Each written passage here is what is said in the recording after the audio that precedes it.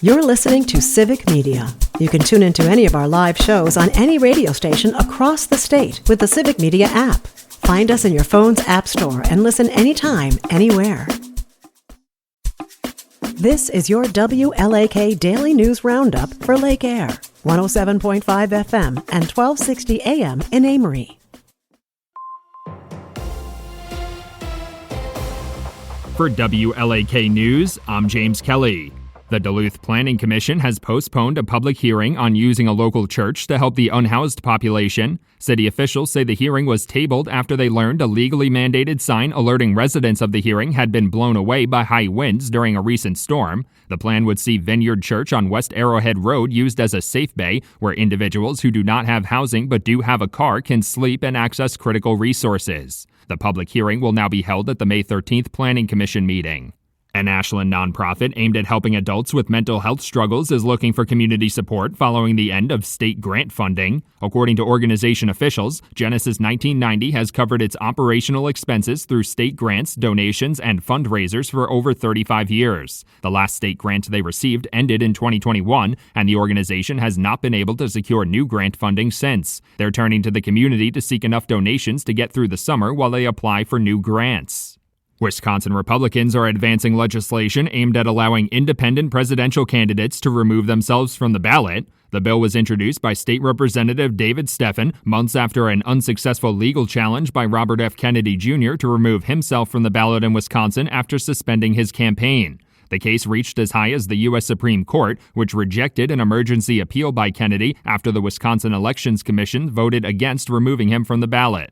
A Learn to Hunt Turkeys program offered by Barron County Youth Shooting Sports and the Wisconsin Department of Natural Resources over the weekend led to a 90% harvest rate. The Learn to Hunt program is meant to give kids who have little to no experience in hunting a chance to get some with more experienced adults. 20 kids participated in the program, with 18 of them harvesting their first turkey. Officials say weather conditions on Thursday and Friday were ideal for scouting, and 17 of the turkeys were harvested on Saturday. A recent report by the National Council on Teacher Quality found that only 3 colleges in Wisconsin are spending enough time preparing their students to teach math in K-12 schools. According to the report, only the University of Wisconsin Stevens Point, Milwaukee, and Oshkosh received an A grade for dedicating over 130 hours to math programs. 4 schools in the state received an F grade for dedicating less than 90 hours to math programs. The report comes as Wisconsin 4th graders see disappointing math scores each year. 3 major utility companies in Wisconsin are asking to raise their electric rates in 2026. Last week, Xcel Energy, Alliant Energy, and Madison Gas and Electric each filed applications for rate hikes with the Public Service Commission of Wisconsin. The utility companies told state regulators that they need to increase rates to upgrade their aging energy infrastructure and build new energy production facilities. Xcel Energy, which primarily serves western Wisconsin, applied for a nearly 12% rate hike in 2026 and an over 7% hike in 2027. A roofing contractor operating out of northwest Wisconsin is facing new charges in Washburn County. According to court documents, 42-year-old David Olson of Frontline Roofing and Exteriors has been charged after allegedly accepting a $19,000 payment for repairs and failing to complete those repairs. The owner of the home told authorities Olson was hired to repair hail damage caused during a storm. In addition to the new Washburn County charges, Olson is also facing similar charges in Dunn, St. Croix, and Polk County cases. Xcel Energy is offering the community a chance to keep an eye on peregrine falcons that have made their home at the Bayfront Power Plant in Ashland. Company officials say the falcons first began nesting at the power plant along Lake Superior in 2014 and have returned each year, with 35 new falcons hatching in the nests since then. This year, Xcel Energy has set up a live stream camera near the nests so residents can check out the falcons every time they come back. Officials say it's part of an ongoing commitment to promoting environmental education.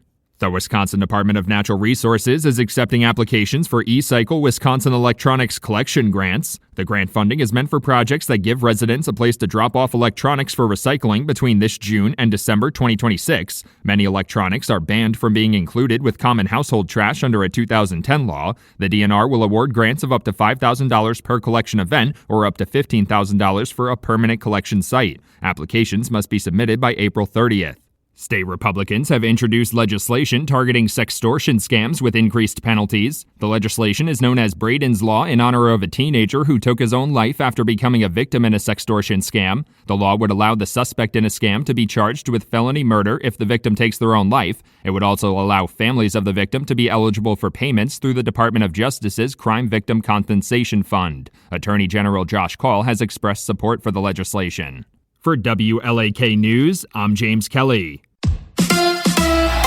The Brewers crushed the Rockies. Hi, I'm Mike Clemens with sports. The Brewer Bats were hot last night in Denver. They beat the Rockies 17-2. At age 21, Jackson Chourio has become the youngest player in baseball history to have 12 RBI in just 3 games, surpassing Hall of Famers like Mickey Mantle, Al Kaline, and the Braves' Eddie Matthews. Now, Chourio struck out 5 times on opening day in New York against the Yankees. Pat Murphy. It was a tough day to see that day, and that's a really good pitcher. I woke him up pretty good, and he had a good spring training, and that woke him up pretty good. He's been pretty good since then. Basketball tonight in Milwaukee, the Bucks and the Pelicans, and the Packers tailgate tour continues. Last night in Madison, today in La Crosse and Onalaska. This is the 17th and final year for Packers president Mark Murphy. No, it's a little nostalgic, but yeah, I've enjoyed them all. It's something that's really, it's a great tradition, and I know it'll continue. And I know not only the current players, but the alumni really enjoy coming back and being a part of it. That's Mark Murphy with Sports. I'm Mike Clemens.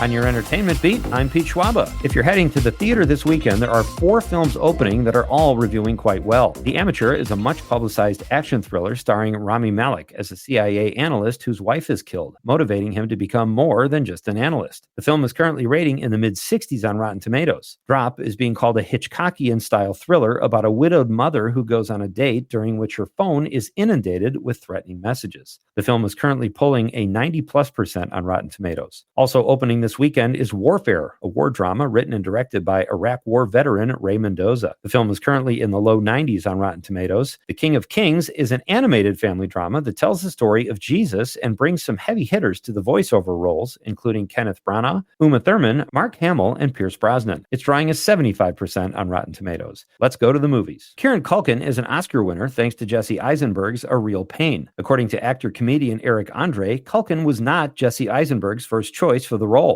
Andre was. Andre says Eisenberg called him and offered him the role. According to Deadline, Andre passed because he thought the script was depressing. Does Andre think he blew it in passing on the role?